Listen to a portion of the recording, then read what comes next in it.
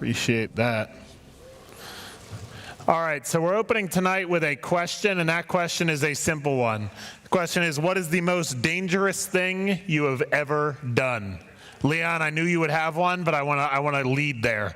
Zipporah, go ahead. Going bowling with my grandma. Nice. And broke my collarbone. Oh, you broke your collarbone bowling. Yes. That's the most dangerous bowling story I've ever heard. All right, Caleb, go. We're going to this place called The Rocks. The Rocks. Yeah, there's like a bunch of like big rocks, small rocks, and there's like So how did it get its name? What?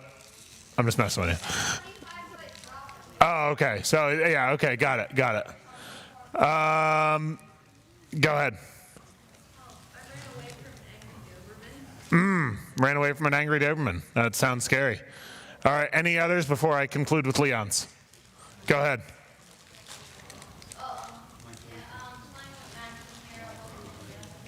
Climbing up what? Yeah, that's a bad idea. That's a pretty bad one. It delivered.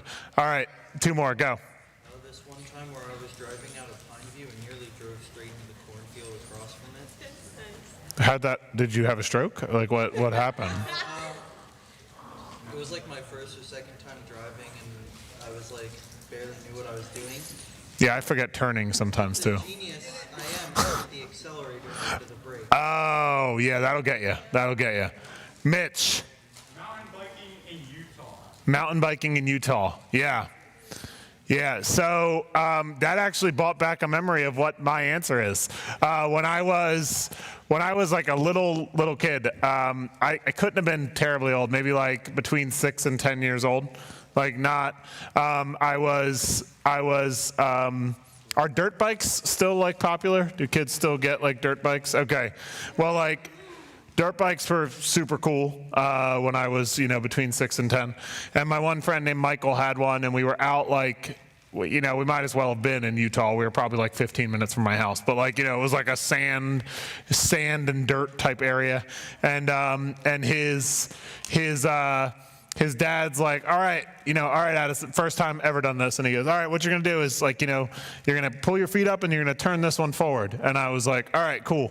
Like can do, you know what I mean? And Dave knows where the story ends. And I said, okay. And he stepped away, and what did I do? I turned it all the way forward. So I started flying down this hill and then eventually hit something. And I went over the bike, and then I think it rolled over me. And I remember getting up and being like, I'm okay. And like the bike just went rolling off into, goodness knows where. You see, I'm not like a very dangerous adult. Like has anybody ever been like skydiving? Anybody? Yeah. Okay. Anybody ever been, I'm trying to think of like other dangerous things. Like on like a dangerous hike, maybe? Anybody? Couple of you guys? Cool. Yeah, I asked my friend who's a hiker this question once, and because he was telling me about how he goes to national parks and how he'd been to most of them, and he said, and we go on these awesome hikes, and I was like, so you've been in some secluded places. Did you have a question or a? Yeah, Josh will like, if you lose sight of Josh, you'll see him like perched on top of stuff. Like just like I remember like when we used to be at the school, it would be like, where's Josh? And he was like on top of a basketball hoop looking like Nightcrawler. Like, it's an X-Men reference. Anyway, I asked him that, and he had been to all these secluded places before, and he said, oh yeah, one time I almost died. And I was like, oh, tell me this story. And what he told me was he was on a hike with a guy, and how it worked was there were certain parts of the hike where, it would be a really small path, and on one side was like a chasm, and then on the other side was like a chasm. So if you fall either way, like it's over, right? And how this worked is you always hiked it with another person that was roughly the same weight as you, because you would strap yourself to each other, and if one of you fell, the other person's job was to jump off the other side so that you could like make your way back to the middle. And he said like he saw his friend falling, and he just like, as he went down, he went off the other side, and he said, we were like screaming to each other like, dude, we're gonna die. And they eventually found their way back up. You know, when I was thinking about this, it got me thinking about this documentary. Has anybody ever seen Free Solo? It's a documentary on Disney Plus. It's a Nat Geo documentary. So this dude is crazy. He decided like that rock climbing wasn't good enough, that having a net, that's lame or whatever. And what he does is he free solo climbs. And the documentary Free Solo is about him climbing El Capitan, which is the rock face on the front of some mountain. What? Oh, yeah. And so what he does is he just climbs. He climbs without ropes, and he climbs without any type of supports. And this is the mountain that he climbed in the documentary. And basically how it works is he will go up with ropes a couple times. He will learn his way. He will figure it out. And then once he's memorized it, he does it without ropes. And I actually pulled these shots from like a news article where they were asking the camera crew, like, what was your biggest fear as you did this? And they were like, we were afraid we were going to film him dying. Like that was like, they were like, we just constantly were like, because you'll see, I think one of the shots, I'm not sure if we got past it yet, you'll see like the camera crew wouldn't it be perfect if it was like the next clip? You'll see the camera crew is kind of like, they're basically like roped into the side of the mountain, and they're just kind of hanging and getting these shots. But he is, you know, completely free and clear, right? And the point of all this, and we can go that back later, I don't understand these people at all, right? Like, I don't understand what possesses you to be like, I would really like to almost die today. Like, you know what I mean? Like, you just wake up and you're just like, I'm going to go on a mountain without ropes. But the truth is that when we talk about my spiritual life, I'm a little more like them than I would like to admit. You see, because the truth is that the thrill for him when he free solo climbs is that he gets as close to the edge as he possibly can without dying, right? Like, I mean, that's kind of the point of what he does, right? That's the thrill of what he does. Sometimes spiritually, I ask myself the wrong question, and I think like I especially did it like when I was a teenager, but I still, you know, do it in some areas of my life. And that question tends to be, instead of asking myself, how can I keep myself safe? I tend to ask myself, how close can I get to the line without technically doing something wrong? How much can I get away with before I get in trouble? How far can I bend a rule before I break it? And this plays itself out in all sorts of ways when we talk about like our spiritual lives, right? Like if you're dating and you you know, you're trying to maintain Christian boundaries and stuff, right?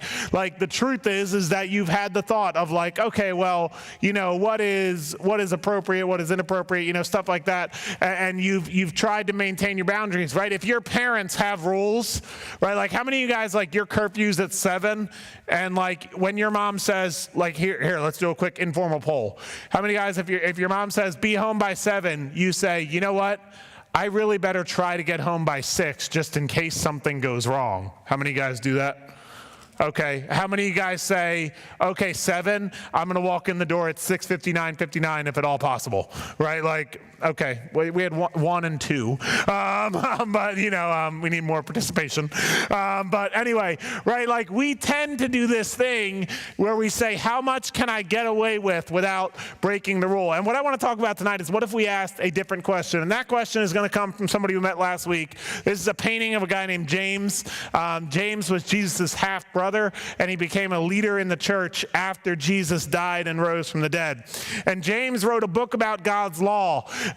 Now, you might think, we talked about this last week, when you hear God's law, you tend to think of like, oh, like a bunch of rules to live by and stuff. But actually, James is writing about this concept of What if God's law was just love God and love other people? And what we talked about last week, and you can listen to it on your YouTube channel if you want to, what we talked about last week is how really following Jesus is about loving God and loving other people. And all of the rules or laws or things like that kind of come out of loving God and loving other people, right? And so when we read the book of James, we have to understand that Jesus isn't around to kind of clarify anything, right? So like when Jesus said, love the Lord your God with all your heart, soul, mind, and strength, and the second is like it, love your neighbor as yourself, his disciples were able to follow him and ask what he meant, right?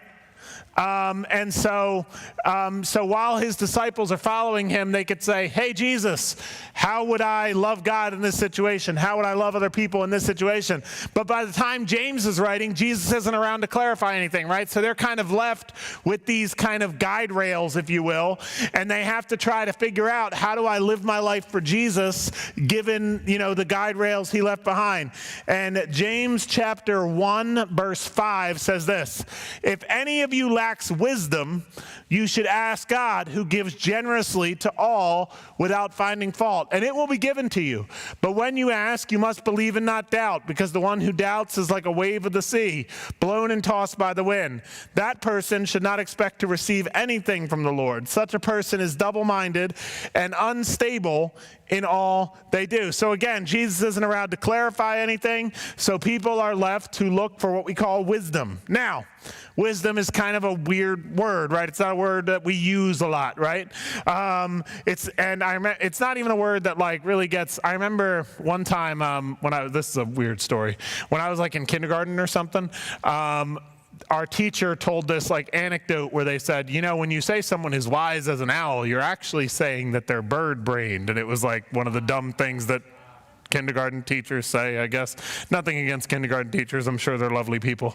I only know one, my daughter's kindergarten teacher, and she seems fine. But no, the point is one of the kids in my class picked that up and decided that they were going to use that as a way to bully me.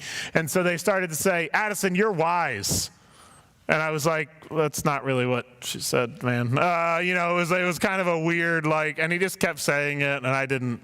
You're in a lose-lose situation, because as the receiving end of an insult, you can't clarify why their insult's wrong, but it was. So yeah, so anyway, that was a quick commercial. The point is, we don't really know what wisdom means, right? Because wisdom is about right versus wrong, right? Wisdom is about understanding when something is right and when something is wrong. But it goes beyond that, and it goes to kind of better and best, right? Kind of at its first level, wisdom is about doing the right thing versus doing the wrong thing.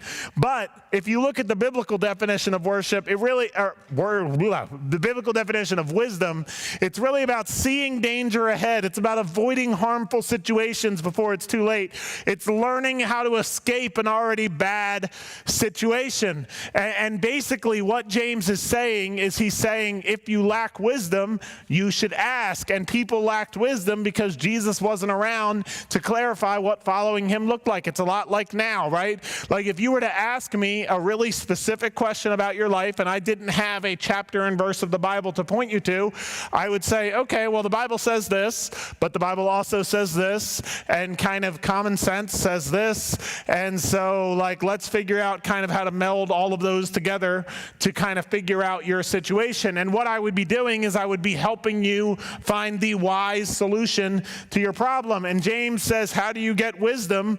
You ask, right? And he says we should ask God, but in fact, there's a lot of sources of wisdom in our lives, right? We can ask people. You can ask mentors, friends, teacher, trusted adult. You can even get wisdom from a book, a song, or a speech, right? When we talk about finding wisdom, what does it look like to ask a mentor? How many of you guys would have somebody in your life who you would consider somebody you could go to that's not your parents, that's a mentor in your life, maybe a coach or, a friend or your small group leader? Everybody should raise their hand.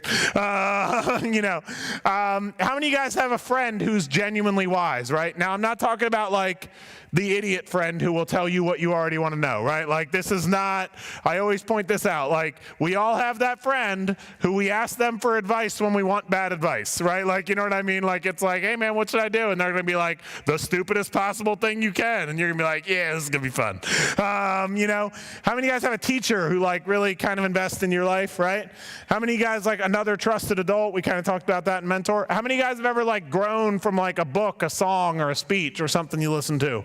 Right? Like you listen to the Taylor Swift Red album and it just changed the way you approach relationships. You know what I mean? You're like, I remember it all too well, man. But no, right? So we could get wisdom from a lot of places, right? We can get wisdom from experience, right? Like this tends to be the way most of us get wisdom. Can you wait until the end? This tends to be the way most of us get wisdom, right? We have a negative experience and we say, I'm not going to do that again, right? Like this is the way my small children get wisdom, right? Like our younger daughter yesterday was trying to create like a slide out of pillows or something from the couch. She fell, she hit her head on the coffee table. And then she got home from the hospital because she split her ear open and had to get a stitch. It was an awesome evening. And the first thing she did, because she wanted to play with the pillows again, was she pushed the coffee table across the living room away from the couch, right? Like she gained wisdom, right, in her own little 3-year-old way, right? Like we gain wisdom from experience. We gain wisdom from history, right? Like if you hear, now maybe like this is kind of broad scope, right? Like we say, well, somebody used to think this and this was the result, but this is also like when you hear stories, right? Like when you hear, this is kind of like a trusted adult, but if like you heard from, I don't know, like if you're like an athlete, right? And you hear that there's a certain way to run or a certain way to eat or a certain way to exercise that's going to yield optimal results, that's kind of wisdom from history, right? It's like this works because it's always worked. And one more place we can get wisdom. Scripture, right? Like we can get wisdom from the Bible, right? Remember I said like if you were to talk to me about a problem in your life, like I don't tend to pretend to be an expert in anything that like I'm not an expert in, right? So if you ask me for like advice on your life, I'm going to be like, okay, well, here's what the Bible says. Here's like another thing the Bible says, and here's an experience that I had that might be tangentially similar, but like that's all I got for you, right? Like I'm not going to be able to figure out like, I don't know, my wife's a therapist and I'm very aware of the things she's good at that I'm not good at. You know what I mean? And so the point is that when we look for wisdom from the Bible, a lot of times we can find it, right? And what we're going to do is we're going to look at a scripture together that has some wisdom in it, and we're going to talk about how we might be able to gain wisdom from it. Proverbs 27:12, and I'm going to have it up on the screen. Here's what it says. The prudent, or the wise, see danger and take refuge. The prudent see danger and take refuge, but the simple keep going and pay the penalty. The prudent see danger and take refuge, but the simple keep going and pay the penalty. What does that mean? It means that wise people will be able to predict how a situation might go wrong before it happens, right? So a wise person is somebody who hears about a group of people hanging out and kind of does the thoughts in their heads, and they're like, oh, something bad's going to happen when that group of people get together. I'm not going to go, right? And they avoid whatever happens by not going, right? A wise person looks at a situation before they go into the situation, and they look at the ways that it could go wrong, and they maybe avoid that situation as a result. A wise person will see a toxic relationship developing before they get hurt. A wise person will see a toxic relationship developing before they get hurt. A wise person will see a toxic relationship developing before they get hurt. Guys, if your relationship is pulling you out of friendships that you've had for 10 years, it is not a healthy relationship. You're 16. Like, you have a lot of life left, right? Like, you're not, like, here's the thing. Well, what if I got married to that person? Well, guess what? Like, they're also 16. And if they're not, I mean, like, if they're like 25, then a wise person sees the toxic relationship before it develops, before they get hurt, right? No, the point is like, listen, like, I made this mistake in high school, right? Like I had a girlfriend who like I allowed myself to lose all these friendships around dating her. And then like when our relationship ended, it was weird like going back to my friends and being like, hey guys, I'm going to be like around all the time now, I guess. Cause it was kind of like, oh, you know what I mean? Like, and here's the truth. Like, me dating that person had no effect on my life whatsoever. It was just like 7 wasted months. Like, and I know that sounds like I'm being mean to her. I'm not being mean to her. It was 7 wasted months for her too. Like, you know what I mean? Like because the fact is like our lives were going in completely separate directions, right? It was just like something that happened my senior year of high school. And here's the point is like, I would have been better served developing relationships with people who cared about me, with people who loved me. I would have been better served like reading books at my house, like to be perfectly honest, because the truth of the matter is that like there is no reason to and you know, some of you guys might disagree with me, and that's fine. And if I could agree with you, but then we'd both be wrong. So no, the point is that like the point is that sometimes I see high school students and middle school students, and they kind of invest themselves into these relationships, and everybody around them is kind of watching them dive deep into this relationship. And the fact of the matter is with relationships is they end one of 2 ways. They end with marriage or they end with a breakup, right? Like, and the truth is that if you're with somebody and it's not going to end in marriage, guess how it's going to end? A breakup, right? And so what happens is everybody around you, your parents, people who care about you, your friends, are watching you kind of give your whole self into this relationship, and they're going, oh my goodness, they're going to get hit by a train when this thing ends, right? Like, and what the Bible would say is that a wise person sees that coming and says, you know what? I'm not going to give my heart into something that's ultimately going to hurt me, right? A wise person identifies a bad influence before they get negatively impacted, right? Like if somebody is constantly in trouble, right? Like your friendship with them isn't going to be what turns them around, right? Like the reality is probably the opposite.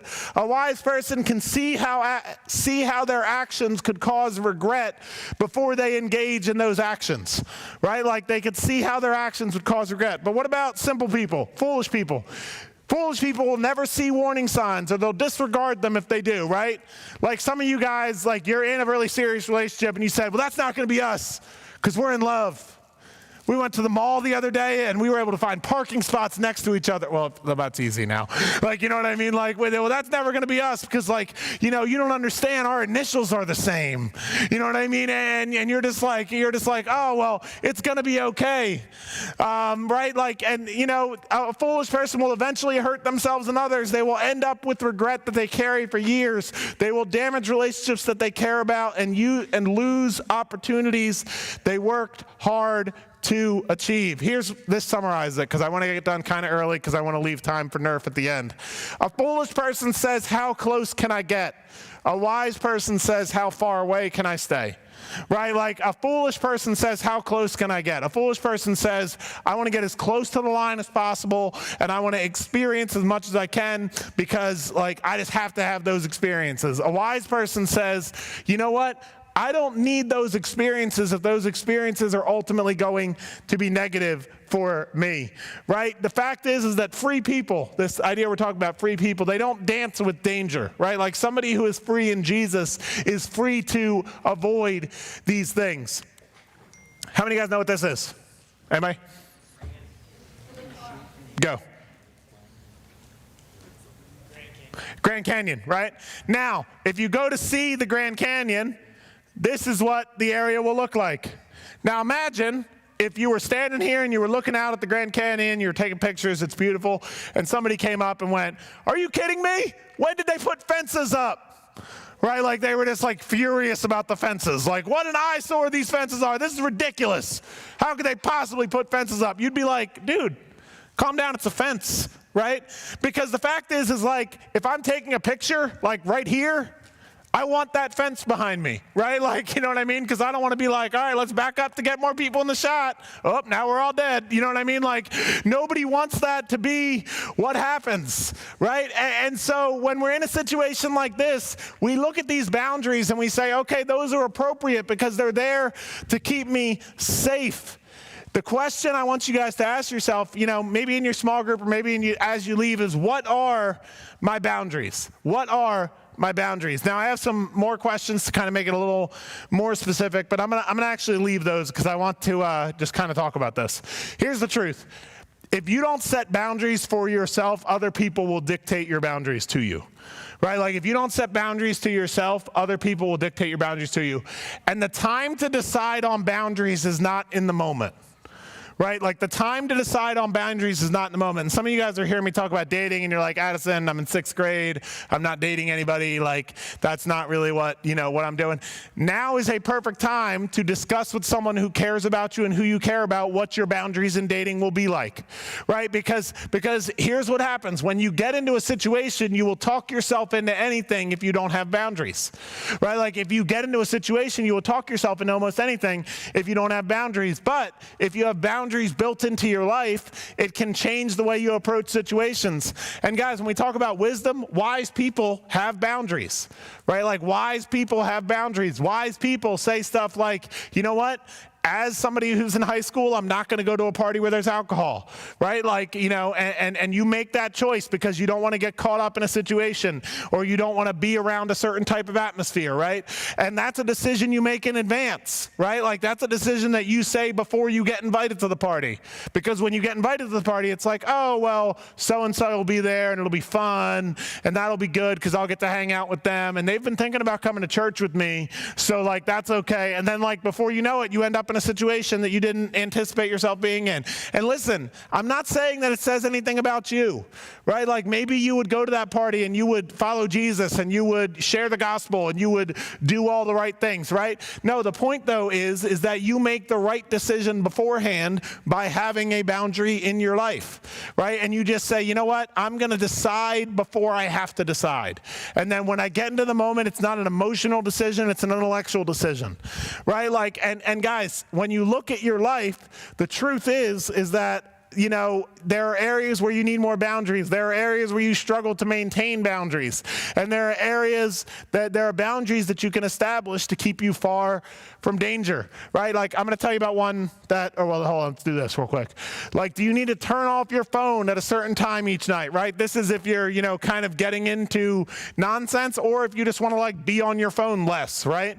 Do you need to wait a little longer before dating? Do you need to spend less time with a certain friend? Do you need to give something up because it often brings you too close to danger? Do you need to invite a trusted friend into your adult life to help you make wise choices? I'm going to tell you about kind of a boundary that kind of happened by accident to me recently, and then we're going to invite the worship team up. I was into pretty much fairly recently. I was somebody who played a decent amount of video games. It was something that relaxed me. It was something that, I enjoyed or whatever. It still is something I enjoyed, but, what started to happen is I started to look at that time that I spent playing video games, and the reality was that, like, I felt overwhelmed in other areas, but I would spend, an hour or two, a week maybe playing a video game. And really, when I sat back and looked at it, I thought, you know what? That's not the best possible way I could use that time. Now, that might not be true for you, right? Like I'm not, like I said, I did it up until I'm 30 years old, or I'm 31, geez. It's really happening fast. And maybe that's not true for you, but like a boundary I've put in my life is like, hey, instead of doing that for a while, I'm going to like kind of mentally say to myself that I'm not going to do that for a while and I'm going to invest the time elsewhere. And that's been a really joyous thing for me. So maybe you're saying like, you know what? There's not like some big sin issue in my life. Maybe a boundary for you is saying, I'm only going to spend a certain amount of time on Netflix. I'm only going to spend like a certain amount of time, engaging in media of some sort, right? Like I'm only going to spend a certain amount of time on social media, right? Like you go into your phone, you could set a time limit on an app, right? And then you could put a password. And then obviously, it's not going to stop you, but maybe you say to yourself like, look, I'm spending way too much time on Reddit or, Facebook or Instagram or whatever it is. And you just say, you know what, I'm going to cut myself off because I don't want to be somebody who spends a disproportionate amount of time on this. And guys, I know this isn't like a deeply spiritual thing, but these are the types of things that will kind of define and shape your life as you get older. And like I said, I'm going to invite the worship team back up and we're going to sing one more? One more song. And then we're going to go into our small groups and I'll come back up to dismiss you into that. But if we could stand up, I'm going to pray before we get started.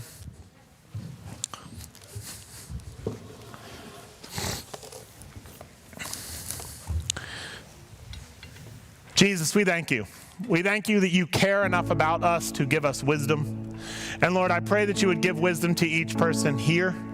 Lord, that we would see your truth and your reality in our lives. Lord, I pray that you would help us to know you better, and I pray that you would help us to make decisions that honor you. That, God, we would decide in advance what our boundaries are going to be. And that once we've decided in advance, Lord, you would help us to stick to those decisions. And we ask all this in your name. Amen.